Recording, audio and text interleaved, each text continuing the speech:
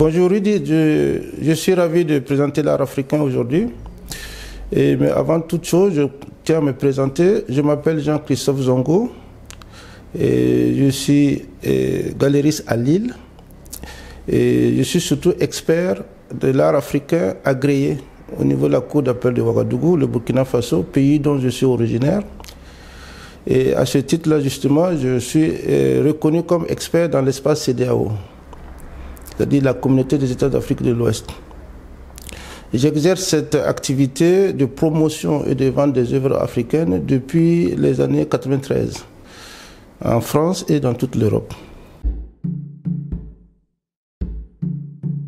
Depuis les années, quand j'étais étudiant, j'avais une envie et puis une détermination à faire découvrir les savoir-faire et les merveilles de l'Afrique ici, en France. Ça a commencé par ça. Et j'ai créé une association qui s'appelait Multi-Art, qui avait pour vocation justement d'organiser des expositions pour présenter tout ce qui concernait ce que j'appelais les objets d'art et d'artisanat d'Afrique. Voilà. Et au vu de l'intérêt et de l'engouement que ça représentait, j'ai pris la décision justement de créer une entreprise pour mieux organiser ça, pour mieux promouvoir ça, surtout encadrer ça et passer un cap. Parce que l'association, elle est merveilleuse, mais elle a ses limites, comme disent les bénévolats, ses limites. C'est-à-dire à un certain niveau, on ne pouvait pas faire certaines choses parce que le statut de l'association ne permettait pas d'aller plus haut. Donc une entreprise a été créée et depuis cette date des années 93 là, jusqu'à 98, pour faire cette promotion-là. Voilà. Et comme tout projet, en fonction des évolutions et du potentiel que j'ai pu constater sur le marché, c'est là où est venue l'idée d'avoir une visibilité plus affirmée, plus structurée. Mais je rappelle quand même qu'à l'époque, j'étais tout seul parce que c'était peu connu. Parce que même le musée du Quai Branly n'était pas encore ouvert. Donc, il n'y avait pas aussi d'intérêt. Et ma motivation, c'était ça. C'était comme il y a peu de gens qui s'intéressaient, il fallait tout faire pour que qu'il y ait un intérêt par rapport à ça. Donc, au vu de cette évolution du potentiel, j'ai pris la décision justement de voir mon ami qui est maintenant mon associé, François Acker, qui était déjà galériste ici, une des galeries les plus huppées de la ville ici, rue Voltaire. Mais lui, il faisait que l'art contemporain. Donc, mon objectif était de rendre visible les arts d'Afrique. Voilà. Donc, c'est depuis 2014 qu'on a créé la galerie, justement, ici, consacrée aux arts d'Afrique. Il y a beaucoup d'appellations que vous allez lire, que vous entendrez, avec beaucoup de dénominations. L'art tribal, et les arts premiers, l'art primitif, c'est toutes des appellations qui existent sur le marché, qui ont tous une signification, qui tentent de qualifier ce que moi j'appelle les arts traditionnels d'Afrique. On peut, par comparaison, définir ça comme les arts classiques. Comme on a tendance à nier aux Africains les mêmes choses qui existent par ailleurs, c'est les arts qui existaient, qui ont toujours existé. On appelle ça les classiques. Donc c'est les arts classiques d'Afrique. Et sinon, moi je préfère le qualificatif traditionnel d'Afrique. Voilà. Et donc toutes les œuvres que vous voyez là, ce sont il y a des masques, il y a des statues, il y a aussi des objets qui concourent à la définition de ce que j'appelle les arts traditionnels d'Afrique. Elles ont une spécificité parce qu'elles sont réalisées dans l'entendement africain pour servir d'intermédiaire entre les deux mondes. Le monde, ce qu'ils appellent le monde des visibles, c'est-à-dire le monde matériel, et le monde des invisibles, le monde des esprits. Ça, c'est une dimension qui est très, très forte en Afrique depuis des siècles et ça continue. Donc les objets que vous voyez là, qui sont tous présentés ici sur l'Afrique, et les arts africains, sont ces objets-là. Voilà. Donc vous comprenez bien que c'est des entités qui sont chargées de sens, investies de pouvoir, pour jouer des fonctions précises, d'utilité, comme on dit en Afrique. Voilà. Et bien sûr, il y a une dimension artistique, il y a une dimension esthétique, parce que les Africains sont sensibles à ça. Souvent aussi, ça c'est nié aux Africains. Mais c'est surtout que la spécificité principale, si je peux me permettre, la spécificité de ces arts-là, c'est sa fonction d'utilité. Voilà. Donc voilà ce qui différencie l'art tribal, l'art africain, les arts premiers, l'art primitif, c'est ça, par rapport aux autres. C'est d'ailleurs pour ça les appellations, les historiens, les anthropologues, chacun a essayé de trouver des appellations par rapport à la manière dont ils perçoivent ça. Comme les Africains n'ont pas été consultés pour donner la définition, c'est pour ça une multitude de qualificatifs qui concourent à exprimer ce que je viens de dire. Donc, d'ailleurs, dans l'entendement traditionnel africain, je précise, pour les initiés, un bel objet, selon eux, c'est un objet qui est capable d'abord d'avoir des valeurs artistiques, des valeurs esthétiques, on entend bien, mais surtout qui est capable de protéger, d'instruire, et de guérir et même de maudire un individu ou une collectivité. Voilà la définition de l'art africain. Vous voyez bien que ça n'a rien à voir avec les autres arts. Voilà sa spécificité, voilà sa force. Et ce qui fait qu'il y a un engouement des collectionneurs, d'anthropologues, historiens depuis des années, c'est ça. Parce que c'est un des rares domaines en matière d'art qui transpose, qui véhicule ce message-là. Donc, ça veut dire que c'est un art quand même qui a une attache avec la terre. C'est un art qui est de connexion aux esprits. C'est un art de philosophie. Et c'est un art d'initiation surtout. C'est moi qui ai introduit ça dans mes explications. D'initiation des valeurs universelles humaines. En réalité, c'est ça. Parce que pour ceux qui ont eu l'occasion d'investir ce art-là, de lire, de s'en imprégner, en fait, l'art africain, malgré sa complexité, malgré ce qu'on peut constater de part et d'autre, ça véhicule un message, c'est les valeurs universelles humaines. C'est ce que ça veut dire. Le fond, c'est ça. Ça passe par les initiations, ça passe par beaucoup de choses qui ne sont pas courantes pour tout le monde, mais le message à la sortie, c'est ça. Véhiculer les valeurs universelles. Le marché des arts d'Afrique, c'est une niche. Pour les raisons que j'ai évoquées si haut. Et surtout, c'est un phénomène qui est très récent en Occident, surtout en Europe, contrairement à ce qu'on puisse imaginer, malgré l'engouement des anthropologues, des historiens, depuis de longues années, qui ont beaucoup travaillé sur ça, mais qui n'étaient pas reconnus en Occident, pour les raisons évidentes que chacun peut deviner. Parce que c'est un art qui a influencé beaucoup d'artistes contemporains ici. Mais bon, comme c'est des peuples qui ont été colonisés, qui ont été vaincus, qu'on a traité de race inférieure, c'était quand même difficile d'admettre que leur création empirique, souvent qualifiée de naïve, ont inspiré tous les grands penseurs, tous les grands artistes qui sont aujourd'hui, qui font la fierté de tout l'Occident. De tout l'Occident, pardon. Donc voilà, c'est pour ça, c'est assez récent, le marché de l'art africain, de façon visible, on va dire. Voilà, et puis de façon reconnue. Voilà, c'est le mot qualificatif que je cherchais. Et pour preuve, le Quai Branly a été ouvert en 2006. Pourtant, la France est un territoire qui héberge, et la Belgique surtout, qui héberge le maximum d'œuvres africaines en Occident. Voilà, dans les musées et dans les collections privées. Donc, c'est une niche pour toutes ces raisons-là. Et c'est un marché qui... Les chiffres qu'on a sur le marché, qui sont organisés, qui sont des données qui peuvent être utilisées et attestées, c'est les ventes aux enchères dans tout le monde entier. Voilà. Et à ce niveau-là, il y a deux grandes maisons qui dominent le marché.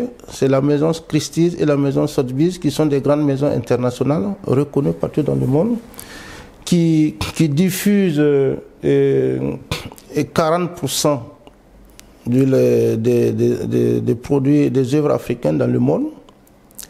Mais sur les 40%, ça représente pratiquement 80% des recettes du marché. Voilà, c'est pour vous dire à quel point ces deux maisons-là occupent le terrain par rapport à ce marché-là. Et en termes de chiffres, c'est un marché qui est en évolution fulgurante. Et moi, mon plaisir, c'est quand je rencontre des Africains qui viennent vers cette découverte de cet art-là. Et j'ai du plaisir à donner ces chiffres-là pour les motiver à jeter un coup d'œil, parce que rien qu'en 2010, il y a quelques années, le marché représenté pour justement les ventes aux enchères, qui sont les chiffres visibles qu'on peut trouver aujourd'hui. Donc ça n'intègre pas des ventes comme les galeries d'art ou d'autres structures privées. Bon, c'est l'essentiel quand même du marché, la vente aux enchères internationale. Et ça représentait 50 millions d'euros. À ce jour, on est à près d'1 milliard. Vous voyez, l'évolution, elle est quand même conséquente. Et toutes les prévisions montrent que dans les années à venir, ça ne va pas s'estomper, ça va continuer à croître. C'est une des raisons qui m'amène souvent à dire qu'il y a deux approches qu'il faut avoir. Il y a l'approche purement anthropologique, culturelle, ça couvre ce que j'appelle les collectionneurs passionnés, les amateurs passionnés qui veulent découvrir la culture. Mais aussi, c'est de prendre conscience que c'est un marché. Voilà la nouvelle donne aujourd'hui pour le marché de l'art africain, que je veux absolument transmettre à mes frères africains, parce que c'est devenu un marché à part entière, comme tous les autres domaines d'art qui existent dans le monde. Voilà.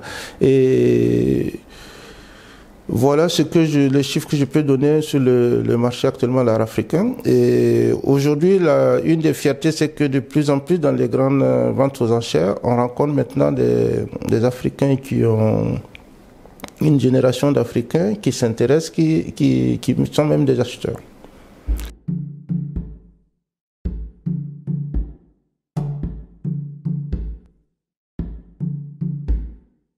J'ai choisi une œuvre qui fait partie de ce que j'appelle les fondamentaux de l'art africain.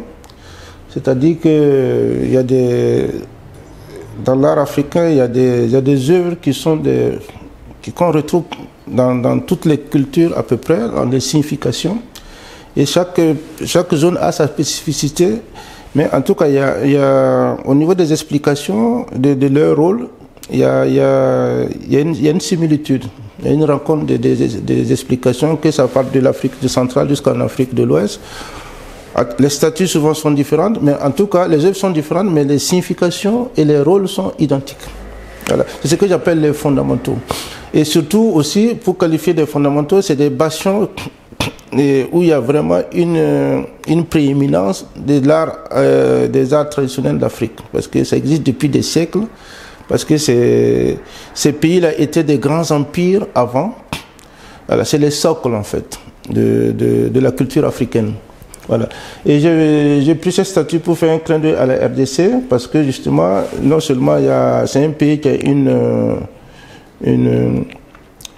une grande richesse à ce niveau-là, et ce statut-là est représentatif en tout cas de ce qui est sur le marché, est reconnu et coté. Voilà. C'est une statue qui vient qu'on appelle Songhé, qui vient de la RDC. Et elle est statue impressionnante, là, représente dans l'esprit du Congo, des traditionnels du Congo, un ancêtre. Voilà. Et comme je disais tout à l'heure, comme c'est créé pour jouer des fonctions précises, c'est ça que je vais tenter d'expliquer ici succinctement. Et cette statue, par exemple, impressionnante, est un réceptacle de force magique. Voilà. Et qui a une fonction protectrice et une fonction thérapeutique. Voilà. Et voilà son rôle. Et c'est pour ça, vous voyez, au niveau ici, une cavité. Voilà, c'est souvent les éléments de pouvoir qui sont incrustés à l'intérieur. Et vous voyez au niveau du haut là une corne. Voilà, donc qui est censé activer l'esprit de la sculpture. Donc je disais tout à l'heure, il y a une fonction protectrice, et puis il y a une fonction, elle est investie de pouvoir impressionnant, et aussi elle a un esprit pour pouvoir fonctionner. Donc c'est une statue qui est investie, quand elle est en fonction, elle est investie de ce pouvoir-là. Et justement la corne qui est là permet d'actionner l'esprit. Voilà la signification. Et donc le plaisir de posséder ça, et même pour les Européens qui collectionnent ça, en commençant même par les Africains qui connaissent la signification, et on peut l'avoir chez soi parce que, à tort ou à raison, parce qu'une fois qu'elle a fini sa fonction, on désacralise la pièce, c'est-à-dire on enlève son pouvoir et on remet sur une autre sculpture. Voilà, parce que ça reste au niveau des connaissances africaines et la tradition. Voilà. Mais à tort ou à raison, les gens récupèrent la statue, même si elle est désacralisée, avec l'espoir qu'il y a encore des restes de pouvoir qui peuvent agir encore sur eux ou leur famille. Parce que ça protège, ça défend la famille et ça défend les individus. C'est ce que ça veut dire. Et c'est surtout un esprit. Voilà. Mais en général, quand la statue est désacralisée, son pouvoir est censé avoir été récupéré. Parce que, et ça reste au niveau de la... C'est le mystère d'ailleurs qu'il y a en Afrique aujourd'hui, que beaucoup d'historiens, d'anthropologues n'ont pas réussi à en percer jusqu'à ce jour. Et chaque fois je leur dis, je suis très très enchanté d'entendre ça, parce qu'on doit garder quand même des secrets pour notre culture, parce que pour le peu qu'on a pu lâcher, on a vu ce que ça peut donner. Et à ce niveau-là, comme ça procède par initiation, par code, justement, et je profite pour dire un élément ici qui est très important. Contrairement à ce qu'on a voulu laisser croire, ce n'est pas un art aussi naïf. L'art africain traditionnel, ce dont on parle, c'est hyper codifié. Et pour maîtriser ça, il faut vraiment être un initié. Sinon, c'est pratiquement impossible d'avoir accès, en dehors des explications générales, qui n'ont pas d'effet sur la vie de la sculpture, le fonctionnement réel de la sculpture. Il faut vraiment être un initié. Voilà. Et donc, voilà un exemple concret de la valeur de l'art africain, des créations africaines, des œuvres traditionnelles africaines. Bon. Deuxième élément aussi que je peux rajouter, c'est que là, on est resté sur l'aspect traditionnel africain, au niveau de la création. Sauf que cette sculpture qui est là, sachez que ça a inspiré des grands artistes au début du siècle. Aujourd'hui, ça peut paraître banal, mais à l'époque, les artistes en Europe ici n'avaient pas cette capacité d'occuper l'espace avec une matière, savoir occuper l'espace à travers une matière. C'était quelque chose de pratiquement difficile qui était peu connu ici.